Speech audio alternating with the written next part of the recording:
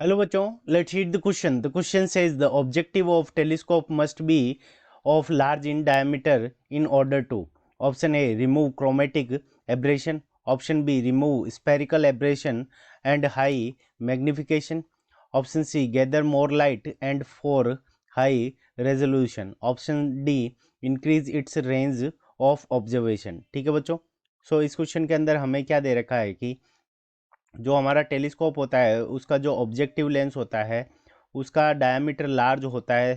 ठीक है बच्चों, इसका रीज़न क्या है, यानी उसका डायमीटर लार्ज रखने के पीछे रीज़न क्या है। इस क्वेश्चन को करने के लिए हम की कंसेप्ट देखेंगे।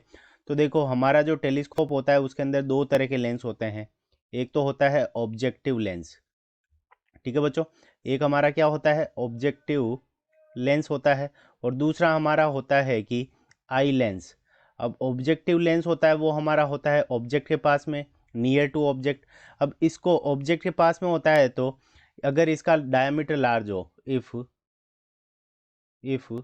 It's if its diameter if it's diameter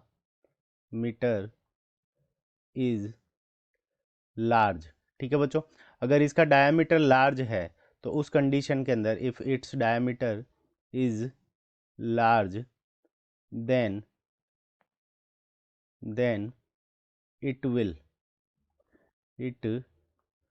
will collect it will collect more light। ठीक है बच्चों, more then it will collect more light. तो ये क्या होता है कि अगर इसका डायमीटर ज़्यादा है तो ये क्या करता है कि ज़्यादा लाइट कलेक्ट करता है, और ज़्यादा लाइट कलेक्ट करता है तो इसका रेजोल्यूशन क्या हो जाता है, हाई हो जाता है। क्योंकि रेजोल्यूशन को अगर हम दिखें तो रेजोल्यूशन पावर को अगर हम आरपी से डिनोट करें तो आरपी का जो फॉर्मूला हो जाएगा वो हो जाएगा बी अपॉन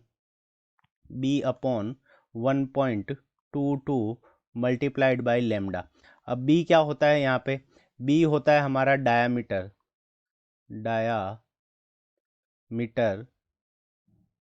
ऑफ ऑब्जेक्टिव। ठीक है बच्चों, तो बी हमारा क्या हो गया, डायमीटर ऑफ ऑब्जेक्टिव हो गया, और यहाँ पे लेमडा क्या हो गया, वेवलेंथ ऑफ लाइट। ठीक है बच्चों, बी हो गया डायमीटर ऑफ ऑब्जेक्टिव।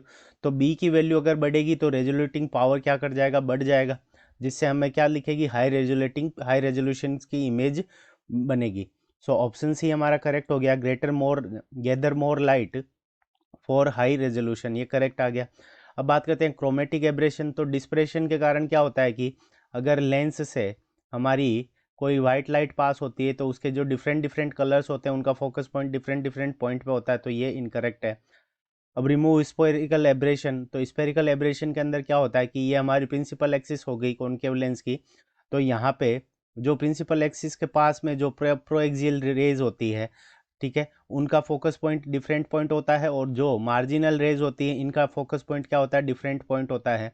तो डिफरेंट डिफरेंट फोकस पॉइंट बन जाते हैं, तो ये भी इनकरेक्ट है, ये भी रीज़न नहीं है। For its range of observation, तो रेंज ऑफ ऑब्जर्वेशन के लिए भी इसको यूज़ नहीं किया जाता। इसको हाई रेजोल्यूशन यानी अच्छी इमेज, ब्राइट इमेज प्राप्त करने के लिए, हाई रेजोल्यूशन के लिए इसका एपरेचर, जो ऑब्जेक्टिव लेंस होता है उसका एपरेचर का डायमीटर क्या होता है, हाई होता है। ठीक है बच्चों, option C is the correct answer of this question. I hope you understood it well. Best of luck, thank you.